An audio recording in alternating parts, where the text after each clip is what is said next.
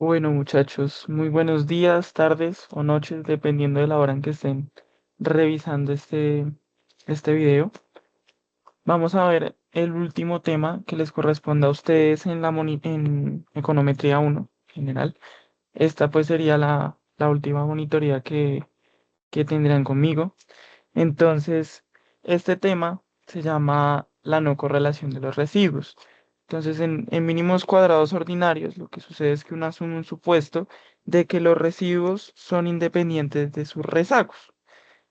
¿Qué quiere decir esto? Entonces, cuando las variables dependen del tiempo, por ejemplo, como el Producto Interno Bruto, la inflación, el desempleo, son variables que no toman valores de manera aleatoria en un periodo de tiempo, sino que están dependiendo de su periodo inmediatamente anterior. Por ejemplo, el desempleo de diciembre depende del desempleo de noviembre. Básicamente es eso.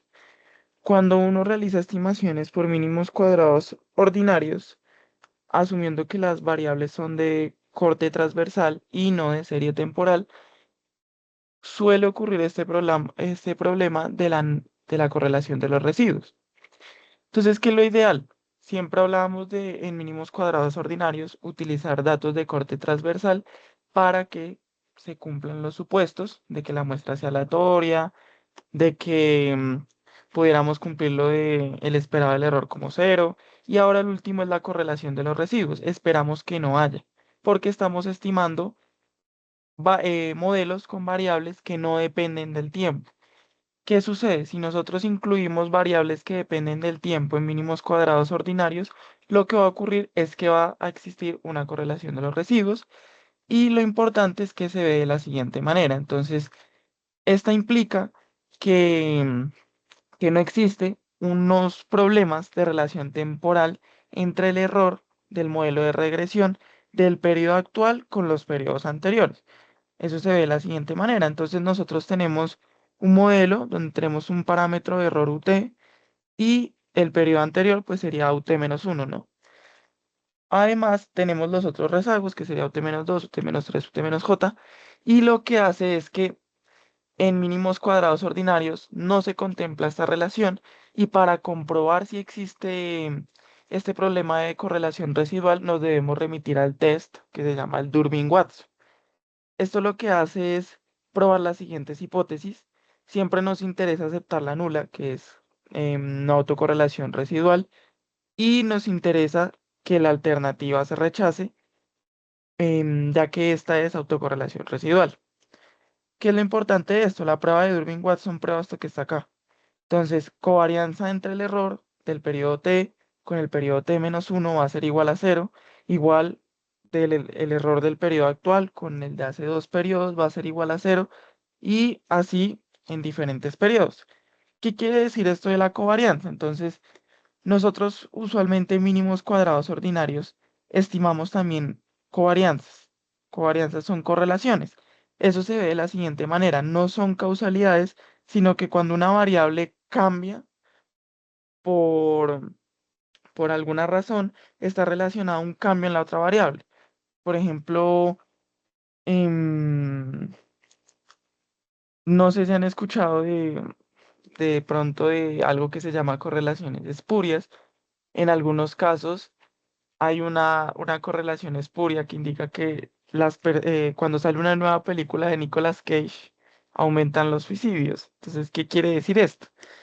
Que independientemente de que haya causalidad, de que el hecho de que salgan esas películas aumente causalmente, sea el efecto de que aumenten los suicidios, ambas aumentan. Entonces, eso es lo que mide una correlación. Digamos que esa sería una muy buena variable para explicar el número de suicidios, pero en términos económicos y en términos de la realidad, sabemos que pues eso no tiene absolutamente nada que ver. Entonces, eso es lo que analizan las covarianzas, que el error de este periodo no aumente dado el error del periodo anterior. Nos interesa que haya independencia. Ahora, los problemas que nos implica esta correlación residual es que los estimadores siguen siendo insesgados, como veíamos en heterocedasticidad, sin embargo, son ineficientes. ¿Qué quiere decir esto? que ante correlación de los residuos no es más que un problema introducido artificialmente también de heterocedasticidad. ¿Sí? Entonces, lo que cambia es que hay un sesgo en la varianza, hay un sesgo en el error estándar, y esto hace que nuestras pruebas T ya no sigan una distribución T y no sean confiables. Básicamente sería eso. Entonces, hay dos formas de, de solucionar lo que vendría siendo la heterocedasticidad por autocorrelación de los residuos. Esto es como se vería en ecuaciones, en estadística matemática, una correlación residual. Entonces lo que tenemos es un proceso AR1 que ya lo van a ver en econometría 2. Esto lo que quiere decir es que es autorregresivo. Autorregresivo es que yo dependo de mi pasado. Entonces las acciones de mi hoy dependen de mi ayer. El error depende de su error pasado más un parámetro de t, epsilon t, perdón, que viene siendo algo que se denomina ruido blanco. ¿Qué es el ruido blanco? El ruido blanco es una variable que sus componentes estadísticos son constantes a lo largo del tiempo. Eso quiere decir que no dependen del tiempo, sino que simplemente son aleatorios. En un parámetro epsilon t, o en un ruido blanco, siempre se asume que la varianza es constante y la media es cero, ¿sí? ¿Por qué es importante esto? Porque si nosotros halláramos el valor esperado a cada UT y halláramos el valor esperado de todo esto, nos vamos a encontrar que el esperado pues de UT va a ser el mismo UT igual a ρ, el esperado de UT-1 más el esperado de epsilon t, que vendría siendo entonces siempre la media. El esperado de una variable siempre va a ser su media. Entonces acá vendría siendo cero. ¿Qué quiere decir esto?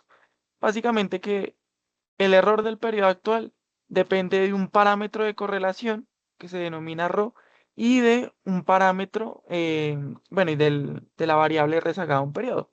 Eso es lo que nos quiere decir acá. Van a ver que ahorita en las soluciones que vamos a analizar, lo que buscamos es encontrar este ρ óptimo que minimiza la correlación entre el error y su pasado. Entonces, como les comentaba anteriormente, los estimadores de MSO son insesgados. Ante múltiples muestras, vamos a tender a que el parámetro beta siempre sea el beta estimado, siempre sea igual. Sin embargo, hay hay un incumplimiento de la eficiencia y se cumple absolutamente el supuesto de que el error es independiente de las variables independientes, ¿sí?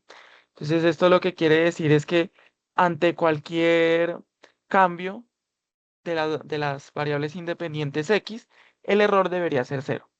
Se sigue manteniendo ese supuesto. Ahora, la ineficiencia surge por un sesgo en la varianza, como les comentaba, y en los errores estándar de la estimación que se calculan directamente de la varianza. Tendremos lo siguiente. Pues, la varianza se calcula de esta manera. em, si nuestra varianza está sesgada por el hecho de que este no es el parámetro del error exacto por la correlación que tiene con los periodos pasados, pues esta varianza va a estar incorrecta y al sacarle la raíz para encontrar el error estándar, pues también va a estar incorrecto. Ahora, los métodos de solución al problema son principalmente dos. Tenemos la estimación de regresión por el método de Price-Weinstein, que, como nos podemos dar cuenta acá, lo que hace es básicamente optimizar este parámetro ρ que veíamos acá por medio de la raíz de 1 menos ρ al cuadrado y multiplica cada uno de los parámetros em, por por su respectivo parámetro de optimización. Entonces, si yo quiero optimizar esto, el error, como esto es una igualdad, debo optimizar a ambos lados de esa igualdad. Ahora, el siguiente método de estimación, creo que acá en estos dos me comí la X, que sería la variable independiente, pero bueno. Entonces acá lo importante es el otro, que es el método de Cochrane-Orcutt, y lo que hace es lo siguiente. En econometría 2 van a ver que para estacionarizar la serie de tiempo, básicamente lo que se hace es diferenciar, ¿sí? Entonces, para quitarle a una variable el el componente dependiente de su pasado, lo que se hace es diferenciar para que quede como la media, ¿sí? Eso que está cambiando o eso que se mantiene de cambio constante simplemente por cuestiones estocásticas y no dependientes del tiempo. ¿Qué quiere decir esto? Acá lo que hace es una diferencia. Utiliza el periodo YT y le resta el periodo inmediatamente anterior, optimizándolo por ese parámetro de correlación para quitarle la correlación residual, que sería la que vemos acá. Entonces, básicamente, ambos métodos buscan optimizar lo que es el RO, que es el coeficiente de correlación entre el error de mi periodo actual y el error del periodo inmediatamente anterior. Sin embargo, cada uno lo hace de formas diferentes. Este lo optimiza y utiliza esta formulita de 1 menos el ρ al cuadrado, todo eso entre la raíz, para optimizar que la ecuación pierda esa correlación con el error del pasado. Y el método de Cochrane-Orcutt lo que hace es diferenciar para quitar ese componente que depende del tiempo y dejar en pocas palabras de cada periodo como su media.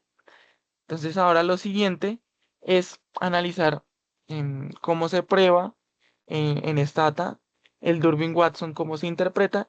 E importante, pues digamos que con Jaime a ustedes lo que les va a interesar es básicamente que lo que les pida estimar. Entonces él les pide de pronto Price-Weinstein, pues les va a interesar estimar este. Si les pide Cochrane-Orcutt, les va a interesar estimar este. Sin embargo, si en algún momento ustedes están realizando investigación o si de pronto en dado caso les sale una pregunta así en el parcial o en el taller, este método quita, quita objetos, quita objetos de la muestra. Entonces, si tenemos 10 objetos, como este lo que hace es diferencia el periodo inmediatamente anterior con el del pasado, un, perderíamos una observación de la base de datos. Entonces ya no serían 10, sino que serían 9. Y lo que sucede ahí es que si son muy pocos datos, vamos a ir perdiendo muchísima variabilidad y nuestros modelos van a ser bastante difíciles de calcular. Entonces, ahora lo siguiente em, sería analizar el test de Durbin-Watson, que es este que vemos acá. Ustedes tendrían que revisar como esta lineecita, ya les explico de qué se compone. Entonces tenemos dos posibles em, hipótesis alternativas, que es la correlación positiva y la autocorrelación negativa. Y tenemos dos zonas de indecisión donde no tenemos criterios estadísticos para tomar una elección de si rechazar o aceptar la nula, que sería este, que es inconcluso, y tendríamos simplemente una zona en donde podemos aceptar la hipótesis nula. Ya más adelante vamos a ver cómo sería esto de encontrar el parámetro DL y el parámetro DU. Y acá es importante que para que el test de Durbin-Watson tenga validez, es importante tener en cuenta lo siguiente. Sí o sí debe haber un término constante en la regresión. Eso quiere decir que debe tener beta cero. Si ustedes estiman un modelo sin intercepto, este test ya no es válido. Además, los regresores no deben ser estocásticos. Esto quiere decir que no deben ser aleatorios. Aleatorio sería, por ejemplo, lo que hablábamos de corte transversal. Nosotros hacemos un muestreo aleatorio. En este caso, como asumimos que están dependiendo del tiempo, los parámetros no pueden ser aleatorios, sino que deben ser dependientes de su pasado. Y por último, no se deben incluir rezagos de la variable dependiente. Ya más adelante en esta etapa vamos a ver cómo se anuncia esto. Entonces, este es uno de bueno, como se vería el test de Durbin-Watson con el ejemplo que les voy a presentar.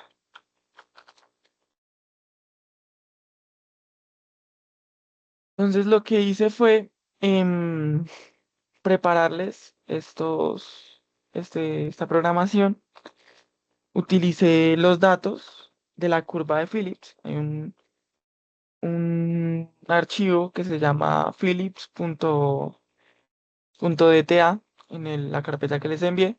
Básicamente es una muestra de inflación y desempleo de los años 1948 al 2003. Entonces busca probar esa relación que vemos nosotros en macroeconomía y en política monetaria, donde cambios en la inflación producen cambios en el desempleo, pero la relación es inversa. Entonces, ante un aumento de la inflación, se está em, disminuyendo el desempleo y viceversa. Ahora, lo que hice acá fue estimar por mínimos cuadrados ordinarios para analizar si tenemos ese problema de correlación de los residuos. Lo que hice fue incluir variables en logaritmos para poder interpretar mucho más fácilmente los resultados en términos porcentuales y lo que se encontró pues fue esto. Entonces acá lo que bueno, antes que nada, estas variables son inflación, un employment, que sería desempleo, y un employment en el periodo inmediatamente anterior, el rezago uno, que si recuerdan, yo les decía que para que el Durbin-Watson funcione, no sirve meter rezagos de la dependiente. Entonces, en este caso sí puedo meter un rezago del desempleo porque es la variable independiente, pero no puedo incluir en el modelo la inflación un rezago atrás, ¿sí? Entonces acá lo que hice fue estimar el modelo de mínimos cuadrados ordinarios. Si ustedes se dan cuenta, ningún parámetro es significativo. Ahorita de pronto al estimar por Price-Weinstein o Cochrane-Orcutt se solucione esto. Quizás no, simplemente es cuestión de que las correlaciones no son significativas.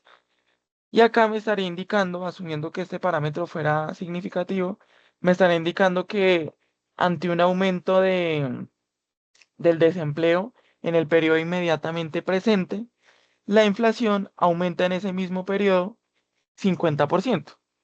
Digamos que pues eso no tiene ningún sentido, porque pues si el desempleo aumenta, en términos de la curva de Phillips, la inflación debería disminuir. Ahora bien, entonces ya teniendo esto, yo también decidí probar la heterocedasticidad de manera automática. Esto nos indica que en realidad no tendríamos heterocedasticidad, sino que lo que tenemos es homocedasticidad, pero como estas pruebas asumen es que, que el cálculo o el análisis de heterocedasticidad es que los errores cambian dadas las variables independientes del modelo, pues va a ignorar ese problema de que el residual está correlacionado y por eso se debe utilizar es el test de Durbin-Watson, a pesar de que los dos a pesar de que este modelo tiene heterocedasticidad inducida artificialmente. Ahora bien, vamos a estimar los modelos por medio de Price-Weinstein y de Cochrane-Orcutt y van a ver lo que les comentaba de que se disminuyen las observaciones. Entonces, lo primero es con TSZ hay que generar una variable de tiempo.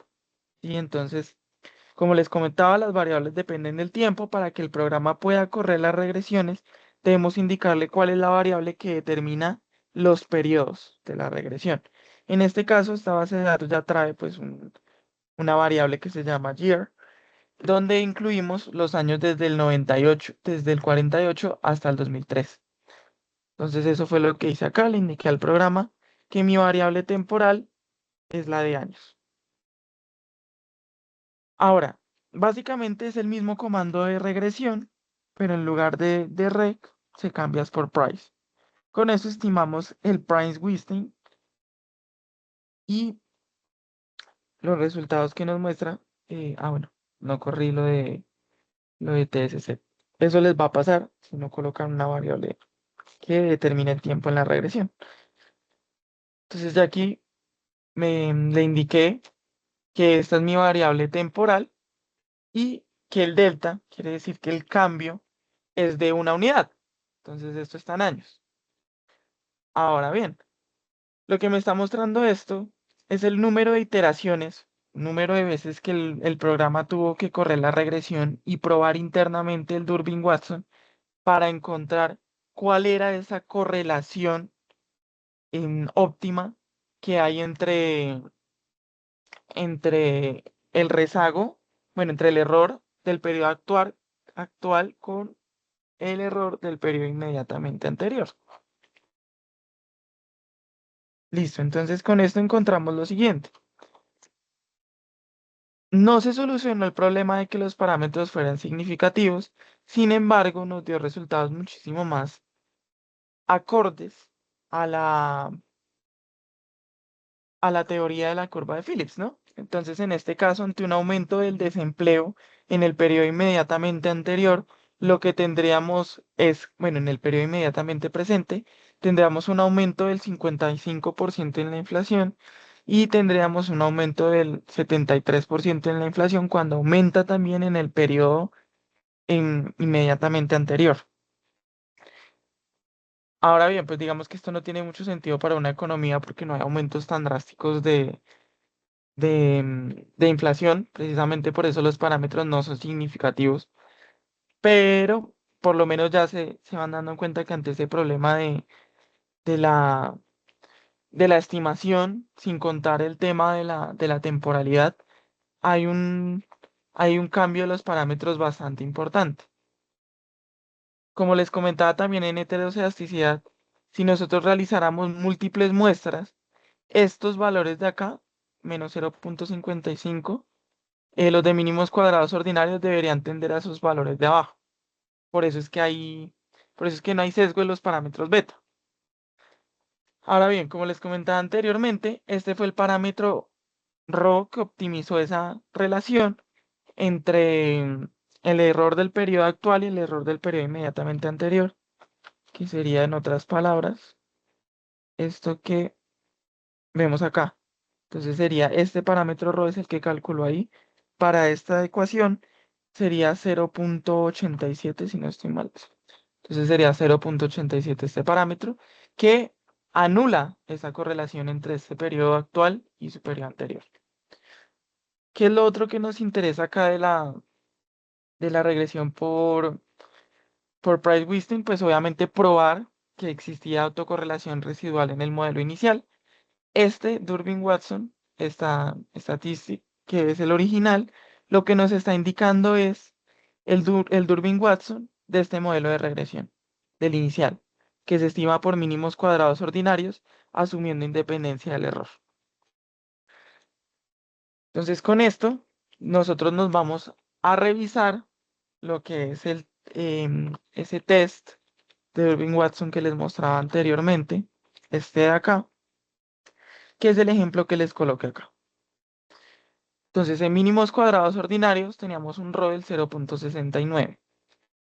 Ahora, lo otro que también es importante, que eran las tablas esas que les mencionaba, que es un poco cansón de revisar, es esta. Se las voy a enviar al grupo de WhatsApp para que la revisen.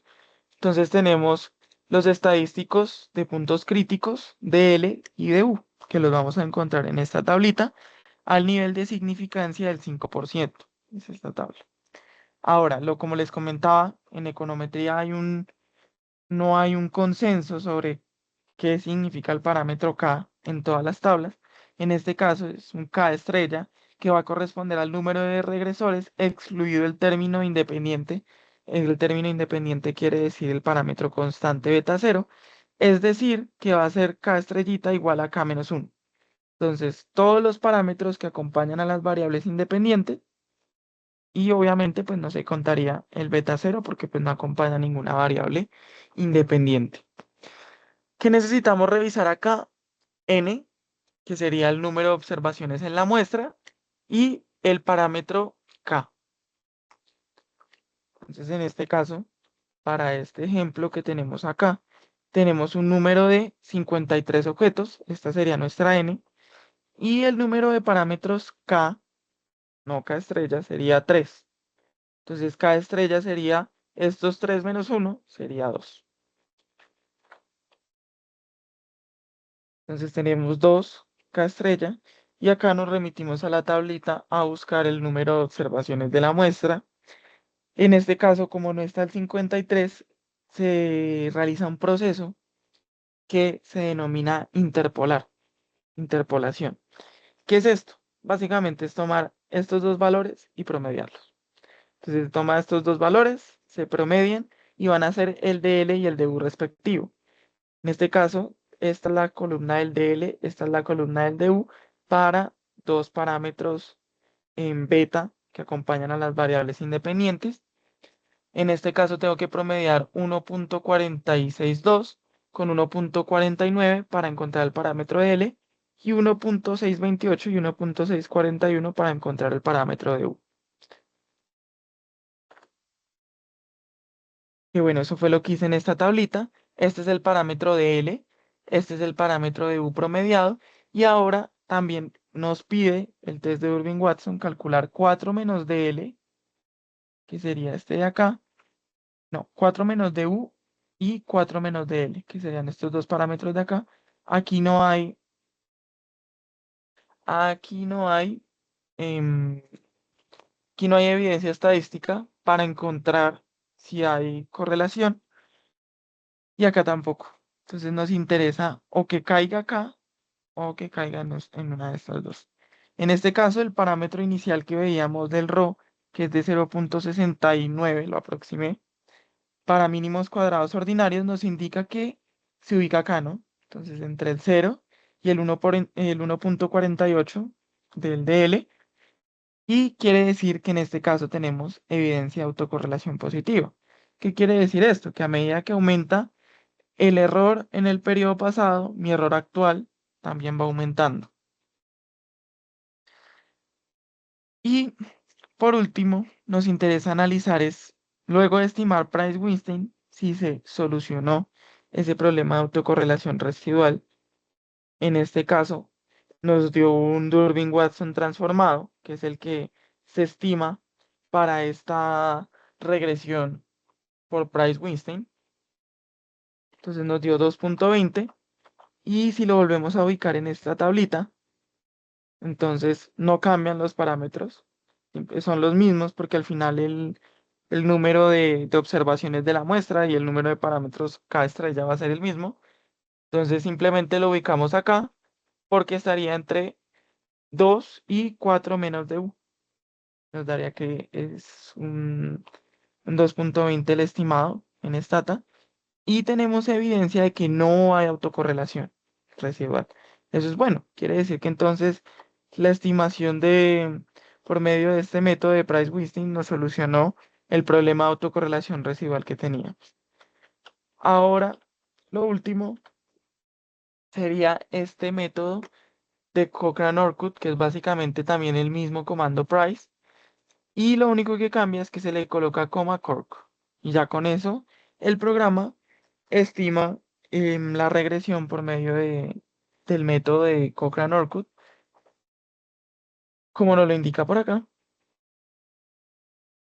Ahora, ¿qué nos interesa de esto? Lo mismo, entonces se revisa la significancia. Los parámetros no son significativos, por lo menos ahora están más alineados a lo que uno esperaría con la curva de Phillips, pero pues no tienen sentido económico. Y por último, el Durbin-Watson original, que pues no tiene que variar respecto al que estimamos acá anteriormente, que si se dan cuenta es el mismo, porque es el que calculan de la regresión de mínimos cuadrados ordinarios inicial y cambia este. Entonces cambia ahora el Durbin-Watson transformado porque pues cada uno tiene una metodología estadística distinta. Como les comentaba en este caso, cómo se realiza una diferenciación, perdimos dos observaciones. Entonces perdimos 2 años de muestra. Antes teníamos 53 en el método Price-Weinstein y en este tenemos 51. Entonces, entre menos datos existan, lo mejor es estimar una solución por medio de Price-Weinstein. Si tenemos muchos datos, no importa, podemos estimar una Cochrane-Orcutt. Ahora, simplemente para terminar, revisando en la misma tabla, esta tabla no cambiaría, la del método Price-Weinstein por Cochrane-Orcutt sería exactamente la misma, porque el número de parámetros K es el mismo. Ah, bueno, no, mentiras, mentiras. Esto sí cambiaría, porque el número de observaciones N es diferente. Entonces, en este caso, sí cambiaría en el caso que tuviéramos una tabla que estuviera alineada al número 51. En este caso, como la tabla está alineada al parámetro 50 y 55, pues lo ideal sería o tomar los valores de 50 o hacer la interpolación que les expliqué anteriormente.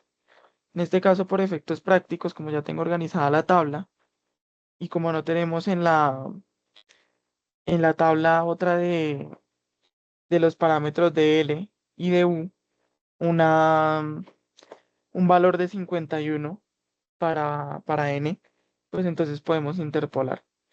Eso fue lo que hice. No cambiaría acá la tabla entonces. Y tendríamos un valor de 1,89 de estadístico de Irving-Watson, lo que quiere decir que está entre este 1,63 y el 2. Por lo tanto, no tenemos evidencia de autocorrelación. También el método de Cochrane-Orcutt nos solucionó el problema de autocorrelación inicial que presentaba el modelo de mínimos cuadrados ordinarios en sus residuos. Básicamente sería eso, el tema de la, de las estimaciones por Price-Weinstein y Cochrane-Orcutt. Entonces espero que les sea de muchísima utilidad el video. Cualquier duda que tengan, pues me pueden escribir, no tengo ningún problema a la hora que me escriban. Y muchísimas gracias por quedarse hasta acá.